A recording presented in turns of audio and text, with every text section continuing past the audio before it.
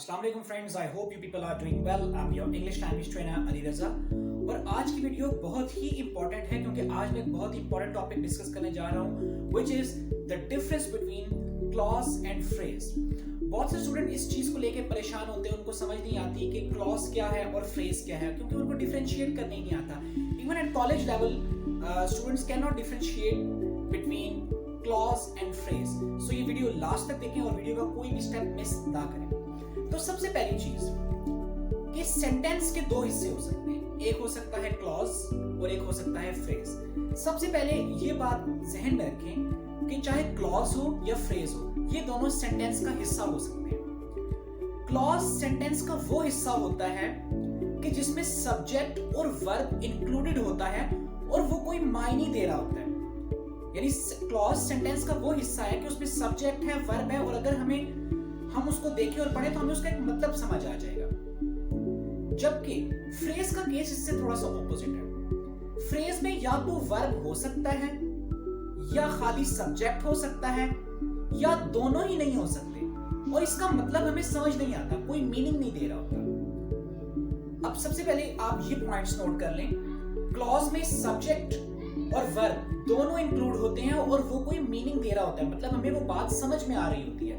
Phrase में या तो सब्जेक्ट होता है या वर्ब होता है या दोनों ही नहीं होते और इनका हमें मतलब समझ नहीं आ रहा होता, हमें यह समझ नहीं आ रहा होता क्या मीनिंग दे रहा है। एग्जांपल्स ले लेते हैं। For example, they walk in the morning, कि वो सुबह को वॉक करते हैं। अब इसमें देखिए एक क्लॉज है और एक फ्रेज है।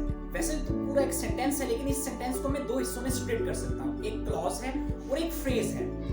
अब आप इसमें देख सकते हैं कि क्लॉज कौन सा हिस्सा है, दे वॉक। क्यों? क्योंकि उसमें सब्जेक्ट भी है, उसमें वर्ब भी है और आपको एक मतलब समझ आ रहा है, दे वॉक, के वो वॉक करते हैं। अब आपको इसका मतलब समझ आ रहा है। लेकिन इन द मॉर्निंग, अब आप देख सकते हैं ये फ्रेज है क्योंकि ना तो इसमें सब्जेक्ट है ना ही इसमें वर्ब है और ये दोनों में सब्जेक्ट और वर्ब तो है नहीं और कोई एक चीज भी नहीं है, मतलब ना ही सब्जेक्ट है ना वर्ब है, दोनों ही नहीं है इसमें।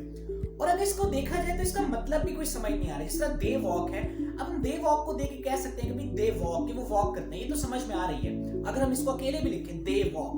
लेकिन अगर इन द मॉर्निंग को देखा जाए, फर्स्ट करें हम लिखते हैं इन द मॉर्निंग, सुबह को। अब इसकी कुछ समझ नहीं आ रही, क्या सुबह को, कोई सेंस नहीं दे रहा। इसी तरह एक और एग्जांपल लेते हैं, जिस तरह मैं कहूं to watch movie you should go to cinema, movie देखने के लिए आपको सिनेमा जाना चाहिए। अब देखिए टू वॉच मूवी, अब ये हिस्सा है सेंटेंस का, ये फ्रेज है। हमें कैसे पता लगा कि इसमें खाली वर्ब है? मैंने जिस तरह के आपको बताया कि फ्रेज के अंदर या तो एक टाइम में सब्जेक्ट हो सकता है या एक टाइम में वर्ब हो सकता है या दोनों ही नहीं होंगे। अब इसमें एक वक्त में वर्ब है, सब्जेक्ट नहीं है। लेकिन अगर देखा जाए तो इसका इंडिविजुअली हमें मतलब समझ नहीं आएगा। फर्स्ट करें यहाँ पे यही लिखा होता टू वॉच मूवी, मूवी देखने के लिए। क्या मूवी देखने के लिए? कोई सेंस नहीं बन रही, हमें कोई मतलब ही नहीं समझ आ रहा क्या मूवी देखने के लिए। सो इस चीज को कहते हैं फ्रेज।